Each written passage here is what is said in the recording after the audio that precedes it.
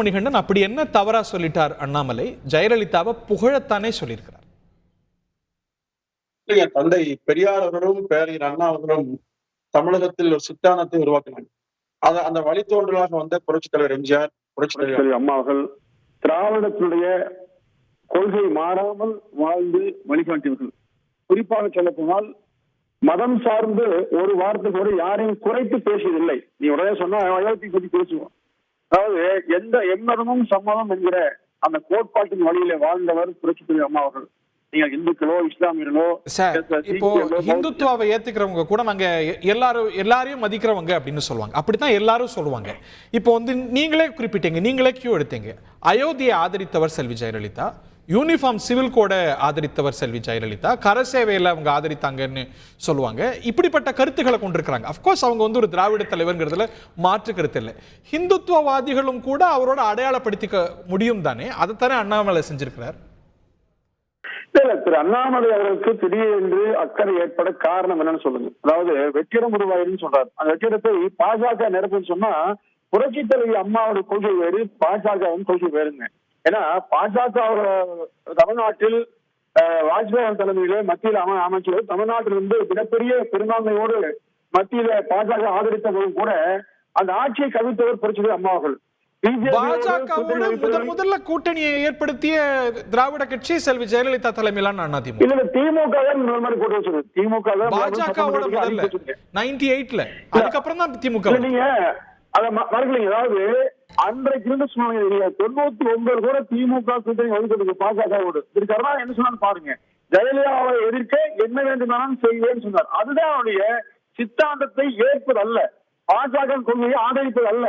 பாஜகவின் கொள்கையை ஆதரித்து ஒருபோதும் அதிமுக பேசியதே இல்லைங்க. இப்ப நீங்க சட்டமன்றத்திலேயே புரட்சி தலைவர் அம்மா அவர்கள் மிக தெளிவாக சொன்னாங்க, நானும் பிராமண பெண் தான், ஆனால் திராவிட தலைவர்னு சொன்னாங்க. திராவிட கொள்கையை என்றைக்கும் ஒரு மாற்றி பேசியதே இல்லை. அன்றைக்கும் சரி, இன்றைக்கு எடப்பாடி வரைக்கும் அதேதான். அப்போ இது ஏன் திரு அண்ணாமலை இன்றைக்கு மாற்றி மாற்றி பேசுகிறார் என்று சொன்னால், தமிழ்நாட்டில் பாஜகவை வளர்ப்பதற்கு அதிமுகவை வீழ்த்த வேண்டும், அதிமுகவுடைய தொண்டர்களை ஒரு குழப்பத்தை உருவாக்கி தன் பக்கம் நிலைக்கலாம் என்பதை தாண்டி அவர் சிந்தனையே இல்லைங்க. இப்போ தமிழ்நாட்டுல 6-7 கோடி வாக்காளர் இருக்காங்க, புதுசா மொத்தமா இருக்காங்க. இவர்களை இழுப்பதற்கு அதிமுக 2 கோடி பேர், திமுக 1 கோடி பேர் வச்சுங்க, மற்ற யாருமே இல்லையா? அப்போ ஒரு குறிப்பிட்ட ஒரு இயக்கத்தை, ஒரு மாபெரும் மக்கள் இயக்கத்தை சிதைப்பதை மட்டுமே நோக்கமாக அண்ணாமலை கொண்டிருப்பது காரணம் பாருங்க. ஓகே, இதற்கு பதில் வாங்கலாம். நீங்க மீண்டும் எப்ப வேணா வரலாம். திரு ஸ்ரீராம் சேஷாத்ரி, ஜெயலலிதாவை புகழும் நோக்கம் என்பது அவருக்கு பெருமை சேர்க்க அல்ல, அதிமுகவை பிளவுபடுத்த, அதிமுகவை அழிக்கத்தான் இப்படி பேசுறாருங்கிறார். அனைவருக்கும் வணக்கம். ஹரி, முதல்ல நான் பேசுறதுக்கு முன்னாடி என்னுடைய பேர்ல வலதுசாரி ஆதரவாளர்கள் போட்டிருக்கீங்க. நான் நார்மலா அரசியல் விமர்சகர் அப்படின்னு தான் நான் போட சொல்லுவேன். அதை கொஞ்சம் மாத்த சொல்லிடுங்க. ஓகே, நீங்க வலதுசாரி இல்ல அப்படின்னு டிக்ளேர் பண்றீங்க. ஓகே, பிகாஸ் ஏன்னா வலதுசாரி ஆதரவாளர் இல்ல. ஏன்னா பாலிடிக்ஸ்ல என்ன பொறுத்த வரைக்கும் பாலிடிக்ஸ்ல வலதுசாரியும் கம்யூனிஸ்டத்தை சார்ந்தது. நான் கம்யூனிசத்தை சார்ந்தவன் அல்ல. சார், அது ரொம்ப ஒரு ஆழமான விவாதம். ரைட் லெஃப்ட் எப்படி பிரான்ஸ்ல உருவாச்சு, let's not go into that. Okay, விவாதம் தான். அதனால தான் சொல்றேன், என்னோட தலைப்பு, என்னோட ஹேண்டில் எப்படி இருக்கணும் நான் தான் முடிவு செய்யணும். சேனல் கிடையாது. ஓகே ஓகே, ப்ளீஸ் சேஞ்ச் பண்ணுங்க. ரைட், ஓகே ஓகே, விவாதத்துக்கு வருவோம். முதல்ல மீடியாவோ இல்ல அதிமுகவை சார்ந்தவர்களோ அந்த ஏஎன்ஐக்கு அண்ணாமலை கொடுத்த அந்த இன்டர்வியூவை பார்த்தார்களானே தெரியல.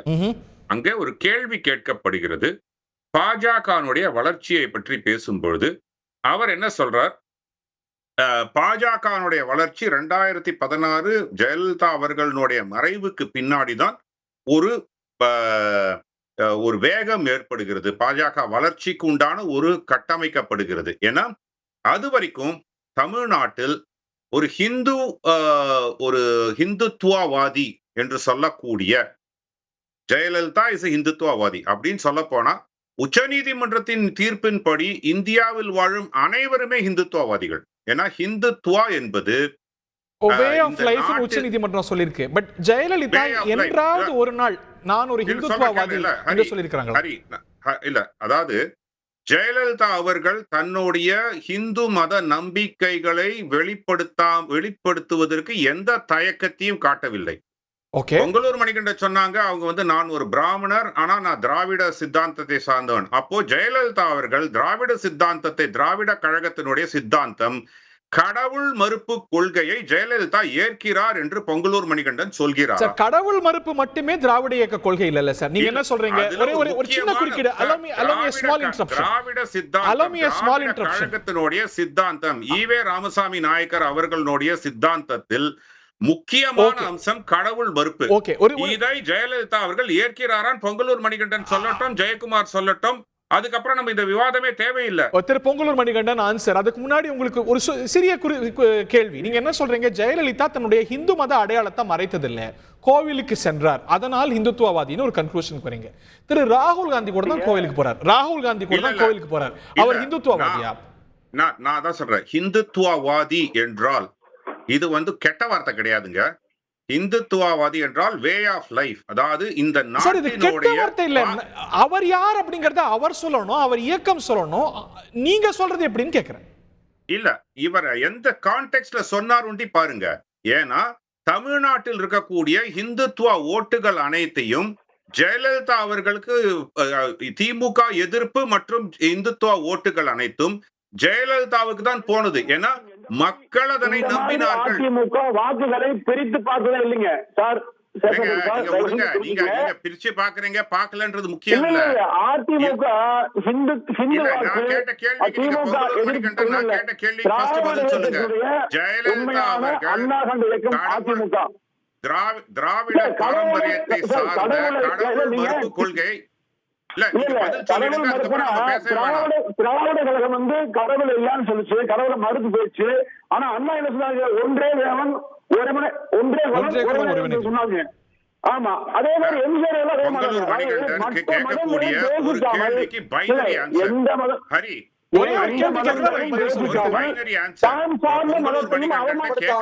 ஒரு கேள்விக்கு பைனரி ஆன்சர். ஜெயலலிதா அவர்கள் கடவுள் மறுப்பு கொள்கையை ஏற்கிறாரா இல்லையா? கடவுள் மறுப்பு கொள்கையை ஏற்கவில்லை. திராவிட கழகம் மட்டும்தான் பேசியது. வெளிப்பட சொல்லுங்க. இன்றைக்கு எடப்பாடி ஏற்பட சொல்ற எல்லோரும் கோயிலுக்கு போறாங்க, கும்பாபிஷேகம் கலந்துக்கிறாங்க. தவறாமல் அந்த நிகழ்ச்சியை புரட்சித் தலைவர் அம்மா காலத்திலிருந்து, எம்ஜிஆர் காலத்திலிருந்து இன்றைக்கு வரையிலும் நடைமுறைப்படுத்தப்படுகிறது. நீங்க திராவிட கழகம் சித்தாந்தம் அது வேறு மாதிரி. ஆனால் அரசியல் ரீதியான திமுக உருவான பிறகு, அண்ணாவுக்கு பிறகு வந்த எல்லோருமே, திரு கருணாநிதியை தவிர்த்து எல்லோருமே நாட்டு மக்களுடைய மத உணர்வுகளை புண்படுத்தாமல் மதித்து வாழ்ந்தார்கள், அரசியல் செய்தார்கள். அரசியலுக்காக நான் இந்து முஸ்லீம் கிறிஸ்து பிரித்து மக்களை துவேஷம் செய்யலைங்கிறத நான் சொல்லக்கூடிய வார்த்தை. ஓகே, நான் ஒரு பைனரி क्वेश्चन, ஒரு பைனரி ஆன்சர் உங்கள்ட்ட எதிர்பார்க்கிறேன் திரு ஸ்ரீராம் சேஷாத்ரி. நீங்க திரு பொங்கலூர் மணிகண்டன் கேட்டீங்க, கடவுள் மறுப்பை ஏற்கவில்லை என்றால் அவர் இந்துத்துவவாதியா? நான் சொல்றத ஒரு நிமிஷம் சொல்லிடுறேன். Give me a binary answer, yes or no. இல்ல, கடவுள் மறுப்பை ஏற்கவில்லை என்றால் அவர் திராவிட சித்தாந்தவாதி அல்ல. இதுதான் பொருள். சார், அதுக்கு ஜெயலலிதாவே பதில் சொல்லிருக்காங்க. நீங்க கரண் தாப்பர் இன்டர்வியூ பார்த்திருப்பீங்க. நீங்க வந்து யூ ஆர் ப்ரோபிஷியேட்டிங் காட்ஸ், நீங்க கடவுள் எல்லாம் நீங்க இது பண்றீங்க போது ஜெயலலிதா சொல்லிருப்பாங்க, நீங்க உங்களுக்கு திராவிட இயக்கமே புரியல. அறிஞர் அண்ணாவே சொல்லியிருக்கிறாரு ஒன்றே குலம் ஒன்றே தேவன் என்று. சோ அதனது பொருள் என்னென்ற அண்ணா recognise the acknowledge the existence of God. உங்களுக்கு திராவிட சித்தாந்தமே புரியலன்னு கரண் தாப்பர் இன்டர்வியூ கண்டிப்பா பார்த்திருப்பீங்க. அதுல ஜெயலலிதாவே விளக்கம் கொடுத்திருப்பார். இல்ல, திராவிட கழகத்தினுடைய சித்தாந்தம் மாறி இருக்கா இல்லையா? சார், திராவிட கழகம் என்பது வேறு, திராவிட முன்னேற்ற கழகம் என்பது வேறு. இல்ல, சொல்றது கேளுங்க. அரசியலுக்காக அவர் ஒன்றே குலம் ஒருவனே தேவன் என்று சொன்னார். எம்ஜிஆர் அவர்கள் தாய் மூகாம்பிகை கோவிலுக்கு சென்று வந்தார். ஜெயலலிதா அவர்கள் கிருஷ்ண ஜெயந்திக்கு வாழ்த்து சொன்னாங்க, பிள்ளையார் சதுர்த்திக்கு வாழ்த்து சொன்னாங்க, எல்லாத்தையும் மதிச்சாங்க. ஆனால் நான் சொல்லக்கூடியது, அவர்கள் தன்னுடைய இந்து மத நம்பிக்கைகளையும் கோவிலுக்கு செல்வதையும் அவர் என்றைக்குமே மறுத்தது கிடையாது. அயோத்தியில ராமருக்கு கோயில் கட்டாம வேற எங்க கட்டுவாங்கன்னு கேட்டாங்க. கரசேவைக்கு நான் ஆள் அனுப்புவேன், அனுப்பினாங்க. இதெல்லாம் மறுக்க முடியுமா?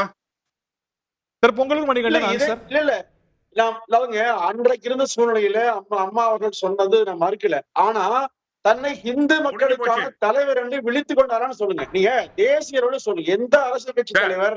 மோடி அவர்களோ வாஜ்பாய் அவர்களோ இந்து மதத்துக்கான தலைவர் என்று சொல்லியிருக்காங்க. ஜனாதிபதியாக இருந்த ஜெயில் சிங் எடுத்துங்க, பிரதமராக இருந்த மன்மோகன் சிங் எடுத்துக்க, தன்னுடைய குடும்ப வழக்கத்தை மறுத்தாங்களா இல்ல ஒதுக்குறாங்களா? அது தனிப்பட்ட விருப்பங்க. ஆனா இன்னொரு மதத்தை துவேஷித்து நான் இந்த மதத்துக்கு சொந்தக்காரன் அப்படின்னு ஆணவத்தை பேசினாங்களா? சார், செய்திகளை உடனுக்குடன் தெரிந்து கொள்ள உடனே சப்ஸ்கிரைப் பண்ணுங்க.